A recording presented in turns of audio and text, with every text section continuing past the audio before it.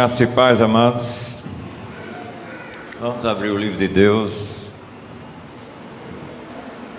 Um texto extremamente conhecido pelo povo evangélico. Eu ouvia tanto antes de ser crente que já tinha decorado também este versículo, como outros versículos também. João 3:16. Vamos ficar em pé um pouco. João 3:16.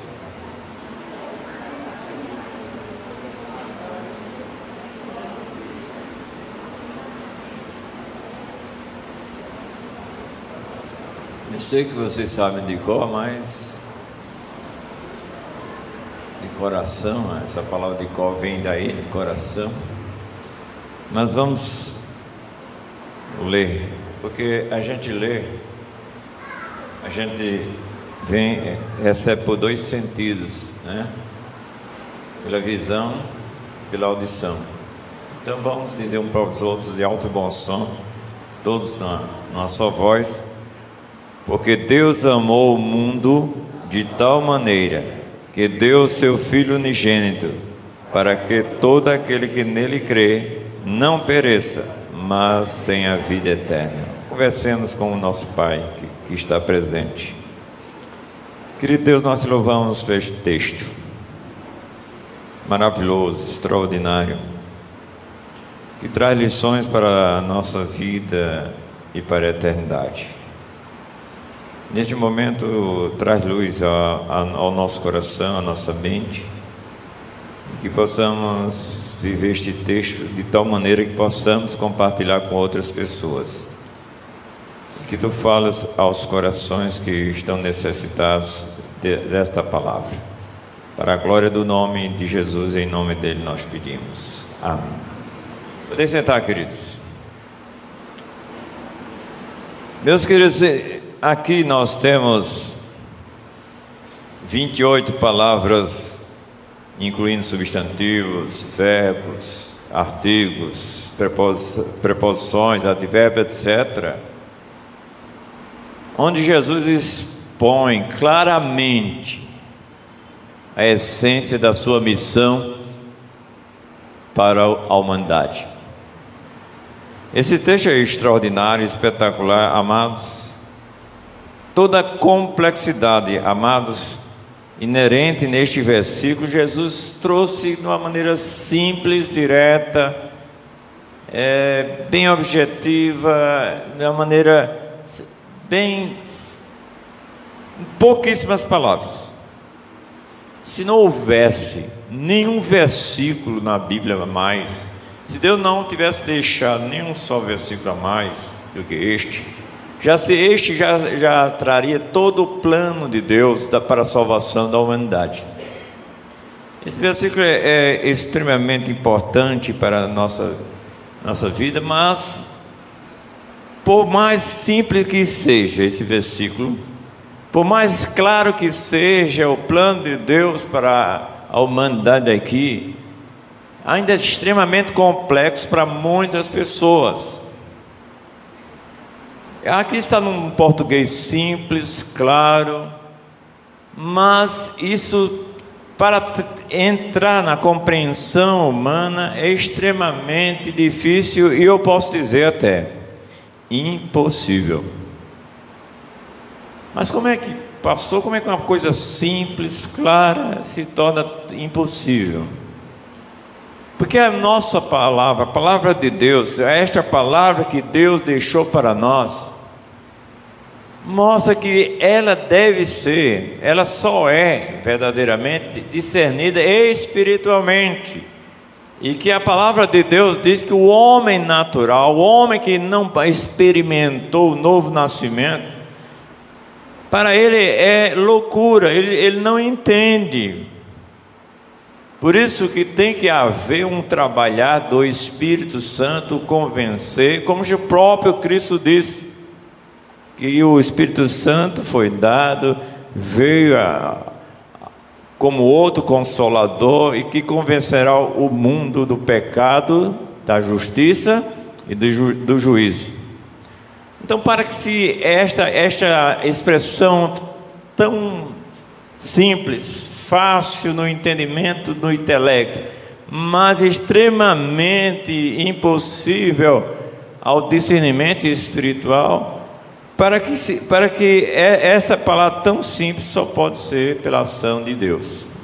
Por isso, neste texto, nós podemos dizer que tudo vem de Deus e todo resultado também vem de Deus. Nós vamos pensar em 3 coisas aqui importantes nesse texto.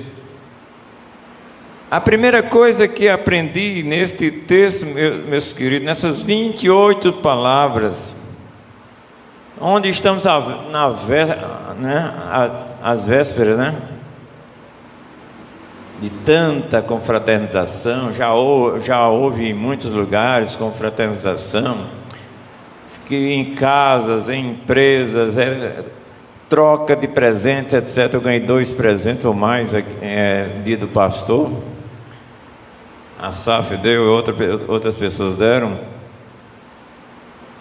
Esta confraternização, mas muito pouco se fala na pessoa mais importante. Eu tenho ouvido e visto, né, as confraternizações, que pouco se fala no mestre querido, e muito se engole bebida alcoólica. Isso aí não tem nada a ver com a missão, o plano de Deus para a humanidade. Não tem nada a ver com aquela expressão do anjo que trouxe essa mensagem a José: ele salvará o povo dos seus pecados. Tem pouco a ver com o que disse aos pastores que hoje nasceu na cidade de Belém, Jesus, o Salvador. Pouco tem a ver com o que se disse à própria Maria, que ela ficou espantada. A coisa é tão extraordinária que ela ficou espantada. Como é que pode ser isto? Eu sou virgem. Eu não tive nenhum contato com homem, não tive contato com homem algum. Como é que pode ser isto? Porque tudo de que vem de Deus é extremamente difícil, eu digo até, é impossível. Então nós precisamos, amados, ver que essas confraternizações não têm um valor, um cunho espiritual nenhum, porque não centraliza a atenção e não internaliza a obra que Cristo veio fazer aqui no mundo.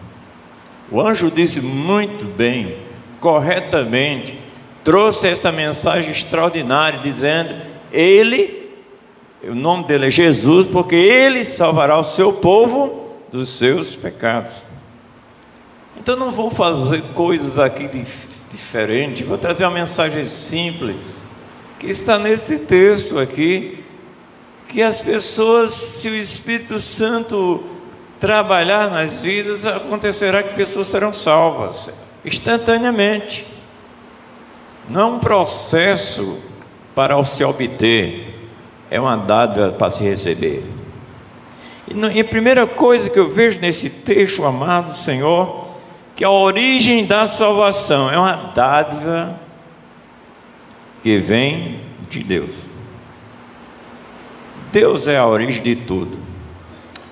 Na Bíblia Sagrada, por exemplo, muitas pessoas questionam, muitas pessoas: de onde eu vim, por que estou aqui, para onde vou? E colocam uma complexidade nisso, quando a palavra de Deus é tão simples. Deus é a origem de todas as coisas, Ele criou todas as pessoas. Ele quer que você glorifique enquanto estiver aqui. Ele quer que os seus sejam levados para a sua glória. E bem clara a nossa doutrina diz que o fim principal do homem, né, é glorificar a Deus e gozá-lo para sempre. Jesus Cristo não veio ser um palhaço lá na cruz, Ele veio resgatar pessoas, tirar pessoas do lamaçal do pecado, da desgraça eterna, da sarjeta, da miserabilidade, para ser uma pessoa feliz, mesmo em meio de tantos problemas, dificuldades que passamos nessa vida. Então, Ele é a origem de todas as coisas. Jesus Cristo realmente foi uma dádiva que veio dos céus. Olha bem, o texto aí diz: porque Deus fez o quê? Amou o mundo, que deu. Muitas pessoas dizem que o Pai deu o melhor que Ele tinha para nós. Eu não acredito nessas coisas assim. Ele se deu completamente por nós, se fazendo carne, habitando entre nós. E o Verbo se fez carne, habitou entre nós, e vimos a sua glória como a glória unigênita do Pai. Ele é a expressão exata do ser de Deus. Habita nele corporalmente toda a plenitude da divindade. Tudo que você quer saber acerca de Deus, falar com Deus, orar a Deus, tem que ser no nome do seu Filho, Jesus Cristo. Nada é aceito por Deus, nada mesmo, se não for através do Filho dele. Então nós vemos aqui que a origem da salvação é uma dádiva que vem de Deus. O próprio Filho morando conosco, andando por aqui, Ele curou, Ele expulsou demônios, Ele fez maravilhas, multiplicou pães, etc. Mas nada disso foi o objetivo dele aqui na terra. O objetivo dele aqui na terra era a única coisa que ele disse lá, na casa de Zaqueu, 19:10 de Lucas, quando ele disse: eu vim buscar e salvar o que se havia perdido. Não veio fazer outra coisa não. Ele veio buscar e salvar o que se havia perdido. Então, amados do Senhor, a expressão de Paulo é que foi a maior, esse amor foi a maior expressão de um amor. É algo que Paulo chega até a dizer aos Efésios, que este amor excede todo entendimento humano. Extrapola, vai além de qualquer entendimento humano. Como é que isso acontece, gente? Pecadores, miseráveis, né? Estrupadores, assassinos, ladrões, de uma hora para outra acordam, são acordados, melhor dizendo, pelo Espírito Santo e reconhecem Jesus como Senhor e Salvador, e Deus esquece todo o passado. Isso é amor demais. E Paulo expressa isso em Romanos capítulo 5, versículo 8, dizendo que Deus prova o seu amor para conosco pelo fato de ter Cristo morrido por nós, sendo nós ainda o quê? Pecadores. Eu acho tão interessante que tem pessoas que se acham melhores do que outras. As pessoas acham que são melhores porque tem um curso superior. Não vale nada. Acham melhores porque galgaram certas posições, chegaram até a fama. Muitos famosos estão morrendo em seus pecados. E a Bíblia diz que todos nós, estávamos mortos e quê? Em delitos e pecados. Não há virtude no homem. A origem vem de Deus. Cristo veio a este mundo para morrer pelos nossos pecados. Isso é maravilhoso, isso é extraordinário. Isso eu não consigo entender, mas eu fui alvo, você é alvo do amor de Deus. Meus queridos, é tão forte isso, que Maria nem entendeu como é que eu, em outras palavras, pecadora, virgem, não tive contato com homem algum, vai acontecer isso. Agora disse, é pelo Espírito de Deus, é algo de cima para baixo, não é a dádiva do homem, não é ingerência humana, é de Deus, é a origem. Então Deus, porque Deus amou o quê? O mundo de tal maneira que deu o quê? Seu Filho unigênito. A segunda coisa que eu aprendi nesse texto, amados, que é igualmente extraordinária, que o meio da salvação é uma dádiva de Deus. Veja, voltando ao texto, queridos, aí eu fico maravilhado, eu fico alegre, porque eu olho para mim e não tinha nada em mim que Deus se movesse. E aqui nos mostra, amado, que porque Deus amou o mundo de tal maneira que deu seu Filho unigênito para que todo que nele crê. O meio da salvação vem de Deus. Pela graça sois salvos, por meio da fé. Isso não vem de vós, é o quê? Dom de Deus. A salvação nunca poderia ser pelas dádivas do homem,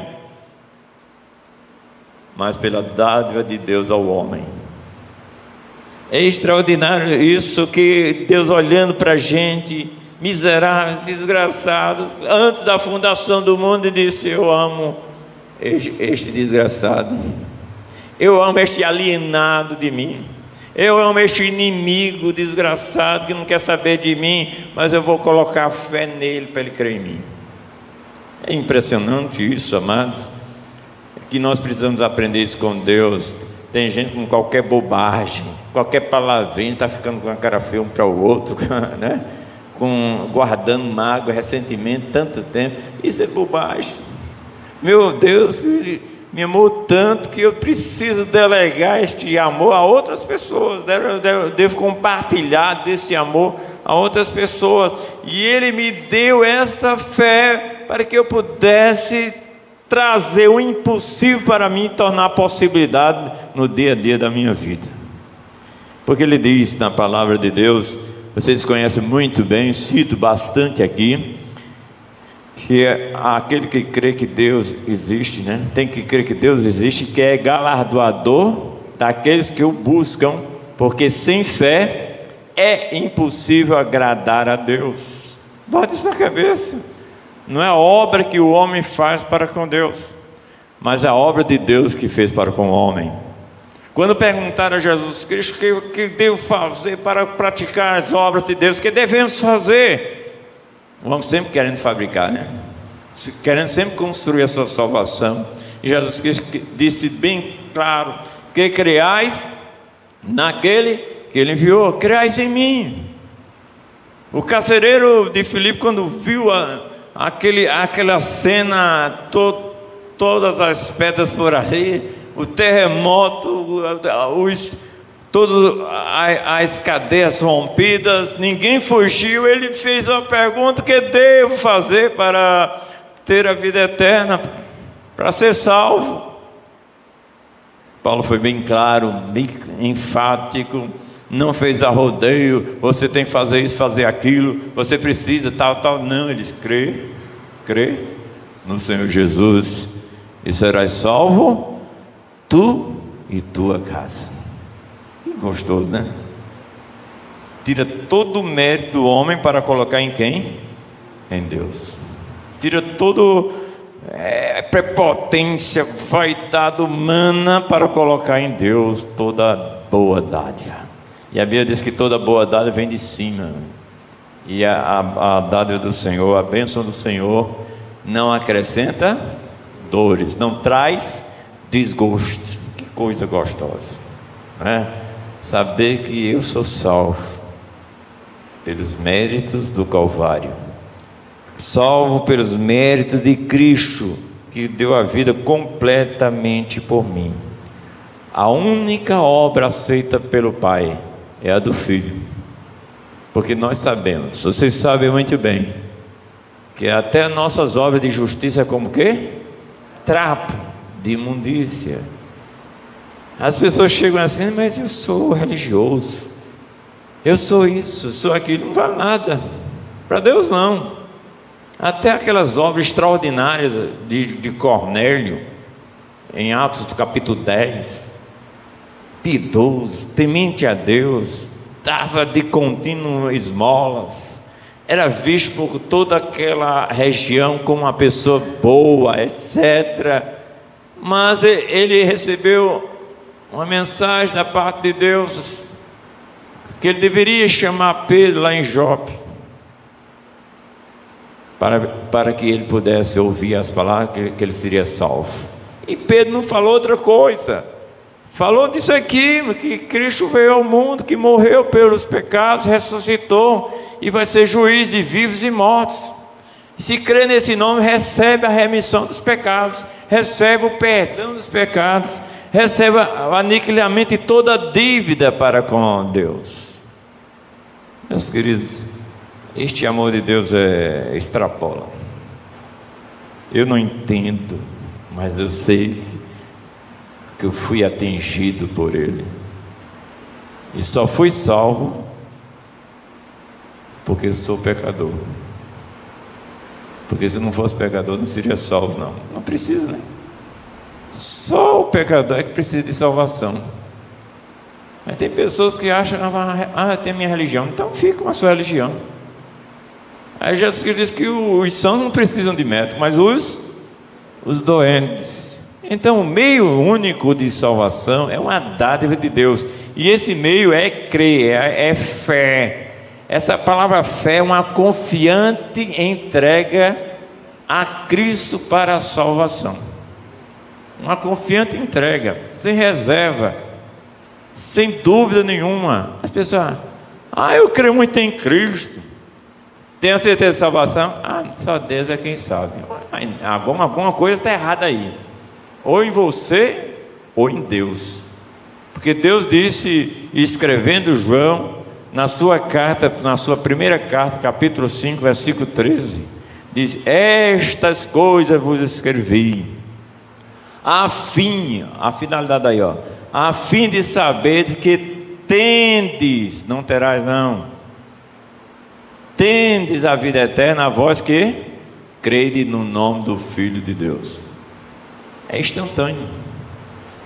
Creu? Tem. Não creu? Não tem. Crê, não é condenado. Não crê, já está condenado. Não tem meio termo na palavra de Deus. Agora, essa fé não é uma crendice qualquer, é uma fidelidade a Deus de todo o seu coração. Eu só confio em Jesus Cristo para a salvação, e nenhuma outra pessoa. Eu só sigo a Jesus Cristo, eu dou a vida por Jesus Cristo, porque Ele é meu Senhor e Salvador. Em terceiro lugar, amados do Senhor, é que o resultado é uma dádiva de Deus também. Veja, volta ao texto aí da palavra de Deus: todo aquele que nele crê não pereça, mas o que? Tenha a vida eterna. Olha que gostoso, maravilhoso, né? Saber que a salvação, a vida eterna é um presente de Deus. Jesus Cristo disse lá no capítulo 10 de João: eu lhes dou a vida eterna. Olha bem, é uma dádiva, é algo que vem de Deus, é algo que vem de graça, é pela graça que sois salvos. Não tem rodeio não, o Senhor mostra aí que Ele quer dar. Mas se isso não chegou à sua compreensão interior, se você não tem um desejo de receber essa vida eterna, é porque você não é ovelha de Jesus Cristo, pelo menos na prática não é ainda. Se você for olhar no capítulo 10, versículo 26, Jesus Cristo disse a um bando de religiosos, grandes religiosos, pessoas que conheciam até a Bíblia, pessoas que oravam, pessoas que ensinavam o povo a palavra de Deus. Mas Jesus Cristo disse: vós não credes, porque não sois das minhas ovelhas. As minhas ovelhas ouvem a minha voz, eu as conheço, elas me seguem, eu lhes dou o quê? A vida eterna, e jamais perecerão. Isso é algo que é seguro, é uma segurança eterna. Muitas pessoas acham que Deus é mentiroso, acham que Deus não está falando isso não, mas está falando isso. E a expressão de Paulo aos Romanos é que seja todo homem mentiroso e Deus verdadeiro. Aí as pessoas chegam assim e dizem: ó, eu nunca chamei Deus mentiroso, não. Vamos fazer o teste? Jesus Cristo veio morrer para quê? Pelos pecados. Acredita nisso? Quem acredita nisso? Levanta a mão. Tem alguns que estão em dúvida. Jesus Cristo veio morrer pelos seus pecados. Isto é, Jesus Cristo veio morrer para salvar. Quem é salvo aqui? Levanta a mão. Tem algumas pessoas que dão subir a mãozinha. Então chamou Deus de mentiroso. Não, pastor. Vamos para a palavra? Abra aí o texto da palavra de Deus em 1 João capítulo 5. 1 João capítulo 5. Veja como você chamou Deus de mentiroso, porque não acreditou no que ele disse. Vocês acharam 1 João capítulo 5? Olha bem, amados. Vocês sabem que Reginaldo Rossi morreu? Quem sabe aqui? Ninguém sabe, só algumas pessoas. Aquele cabra do garçom, né? Que a bebida e o cigarro matou. Mas vocês acreditaram nisso? Quem acreditou que ele morreu? Os meios de comunicação trouxeram essa notícia, etc. O local e tal, vocês acreditaram. Olha bem, por que eu estou falando isso? Preste atenção o que a expressão bíblica aqui diz. Veja o versículo 9. 5:9 de 1 João. Se admitimos o testemunho dos homens, vocês acreditaram na mídia. O testemunho de Deus é o quê? Maior. Ora, este é o testemunho de Deus que ele dá acerca de quem? Do seu filho. Jesus diz: Deus diz, o Pai, eu vou dizer algo acerca do meu filho. Vamos para o 10. Aquele que crê no Filho de Deus tem em si, dentro, no seu coração, o quê?